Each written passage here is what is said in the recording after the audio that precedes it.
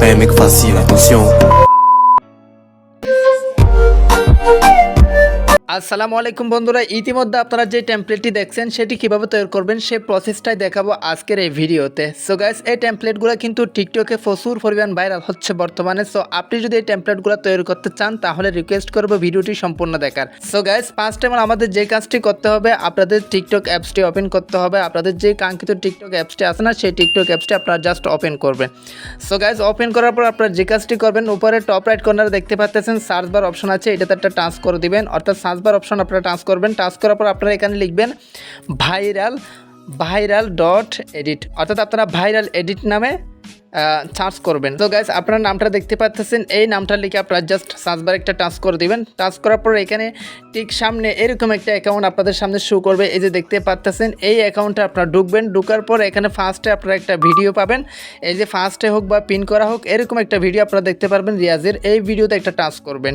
So guys, touch করার পর আপনারা যে কাজটি করবেন, এখানে ক্যাপকাট ফ্রি ভিডিও এডিটর নামে একটা অপশন আপনারা দেখতে পারবেন। এখানে একটা কথা রয়েছে, সেটা হচ্ছে এই ক্যাপকাট অপশনে টাচ করার সাথে সাথে আপনাকে দুইবার টাচ করতে হবে। নিচে একটা লেখা আসবে ইউজ দিস টেমপ্লেট নামে, লাল একটা লেখা আসবে, সেই লেখাতে দুইবার টাচ করতে হবে সাথে সাথে। সো গাইস, তারপর এই টেমপ্লেটটা আপনি ইউজ করতে পারবেন।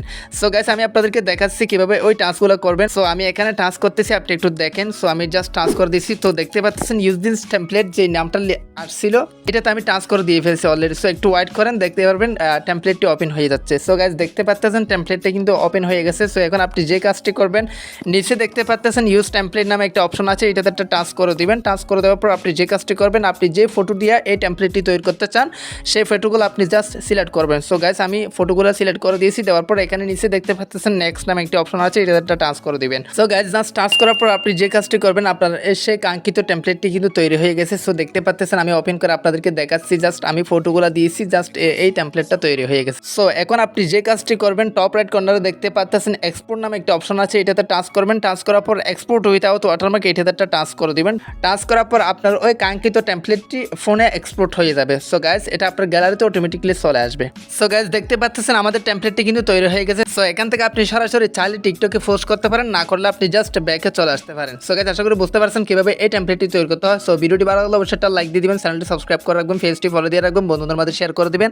আপনার মতামত কমেন্ট বক্সে কমেন্ট করে জানাবেন। পরবর্তী কী ভিডিও চান সেটাও কমেন্ট বক্সে কমেন্ট করে জানাতে পারেন। সো গাইস, আজকের ভিডিওটা এখানে শেষ করতেছি। সবাই সুস্থ থাকবেন, ভালো থাকবেন। দেখা হবে পরবর্তী কোনো একটা ভিডিওতে। আসসালামু আলাইকুম।